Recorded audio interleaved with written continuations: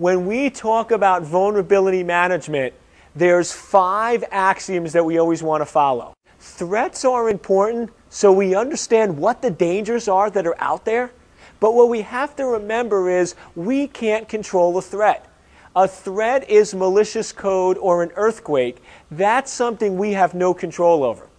By the way, if you're listening to this and you can control earthquakes and the weather, please drop me an email, eric@sands.org. I need to talk to you. I have a business proposition for you. But for the rest of us mere mortals, we can't control the threats, which means the way we focus in and reduce risk is by focusing on those vulnerabilities. Those are the gateways in which bad things happen to our organization. We also have to remember that a vulnerability scan without any follow-up or remediation really has no value. So many organizations get a vulnerability scanner, they run it and produce this big report, and they do nothing about it. It's better to go in and scan a little and fix a little than it is to scan a lot and do nothing about it. So prioritization becomes key of figuring out what your 5 or 10 most critical servers are, what are the greatest vulnerabilities that those represent, merge them together, and scan your system for those vulnerabilities on those boxes and fix them.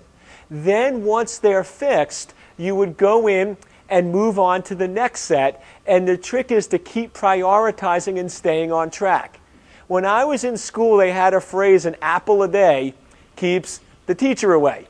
Right? Well, what we have here is fixing a vulnerability a day keeps the bad guys away. So we want to constantly go in and scan our boxes. The other important thing is we want to make sure that we don't just run a vulnerability scan once a year, fix those issues, and then throughout the year our systems deteriorate. We rerun a vulnerability scan the next year and fix the same problems.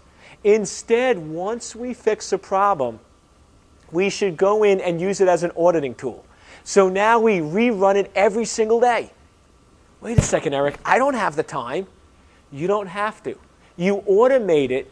If you ran a vulnerability scan and it found no vulnerabilities yesterday, it should find no vulnerabilities today.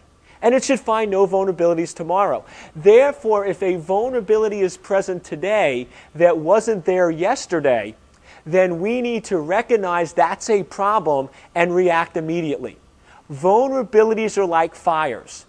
The sooner you can identify it, the easier it is to put out and the less damage is caused. So if we can find new vulnerabilities that have been introduced either accidentally or by an attacker, we can go in and start to protect our resources in a more timely manner.